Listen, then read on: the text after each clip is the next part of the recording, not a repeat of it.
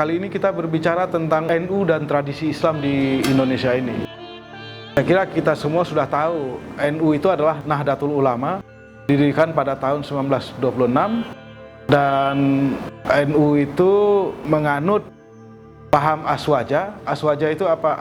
Ahlussunnah wal Jamaah. Meskipun sesungguhnya kaum muslim Indonesia itu sebagian besarnya, mayoritas terbesarnya adalah Ahlussunnah wal Jamaah gitu. Apakah dia NU, apakah dia Muhammadiyah, Persis, apakah Nahdlatul Watan, Darud Da'wah wal Irsyad, semuanya itu adalah orang Ahlussunnah wal Jamaah atau disebut Sunni. Tapi bedanya adalah bahwa Ahlussunnah wal Jamaahnya NU ini disebut dengan aswaja. Ahlussunnah wal Jamaah dengan 3 prinsip dasar. Yang pertama itu adalah mengikuti kalam ataupun teologi Asy'ariyah, ya kan? Yang kedua adalah mengikuti fikih mazhab yang 4 dengan penekanan khusus pada mazhab Syafi'i, dan yang ketiga adalah mengikuti tasawuf Ghazalian, ya, tasawuf Imam Al-Ghazali, tasawuf akhlaki, tasawuf amali, ataupun tarekat-tarekat yang sudah muktabarah, yang sudah sahih dan valid gitu. NU ini sering disebut orang sebagai representasi dari tradisi Islam, ya, Islam tradisional atau Islam tradisi. Apa yang dimaksud dengan Islam tradisi? Yaitu Islam yang bersumber dari Islam yang memang sudah terbentuk menjadi sebuah tradisi sejak dari zaman Nabi Muhammad SAW sampai kepada para sahabat, sampai kepada tabi'in, tabi'at tabi'in, sampai kepada ulama-ulama sesudahnya, dan sampai masa sekarang ini. Oleh karena itu, maka tradisi NU itu sungguhnya sangat kaya gitu. Sangat kaya. Karena apa? Karena ya banyak sekali sumbernya. Sumbernya itu ya semua sejak zaman Nabi sampai kepada sahabat, sampai generasi berikutnya yang menghasilkan berbagai keputusan, berbagai ijma, ya, berbagai ijtihad yang kemudian dituliskan di dalam kitab-kitab standar yang kita sebut sebagai, di Indonesia kita kenal sebagai kitab kuning, ya. Jadi NU itu ya menganut tradisi kitab kuning. Tradisi kitab kuning itulah yang menjadi sumber pemikiran.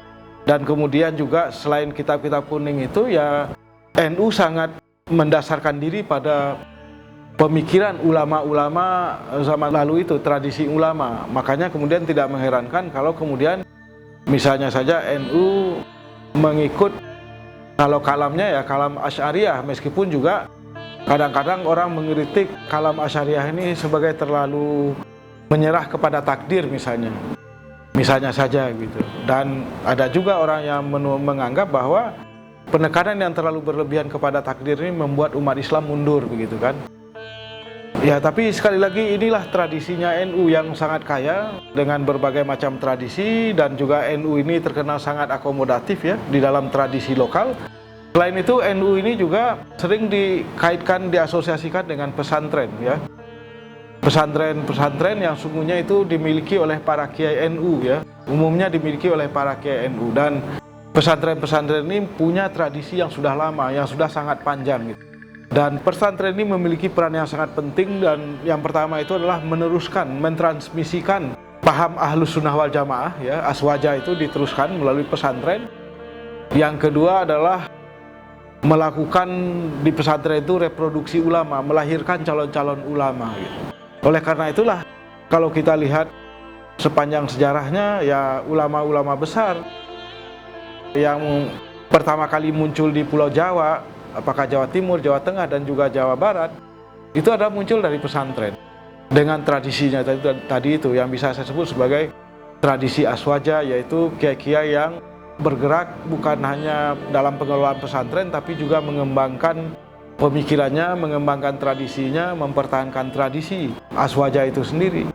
Dan salah satu keunggulannya, salah satu kelebihan dari tradisi pesantren yang dikembangkan oleh para kiai NU ini adalah kemampuan untuk beradaptasi, menyesuaikan diri dengan perkembangan zaman, ya, bisa mengembangkan pendidikan ya secara bertahap, secara pelan-pelan, juga mengadopsi pendidikan modern, tapi pada saat yang sama tetap menekankan pada tafaqquh fiddin, yaitu mendalami agama, mempelajari agama, sehingga kemudian saya kira kita sekarang ini di Indonesia ya bisa berharap, atau boleh hanya berharap, bahwa pesantren itu yang tetap akan melahirkan para ulama.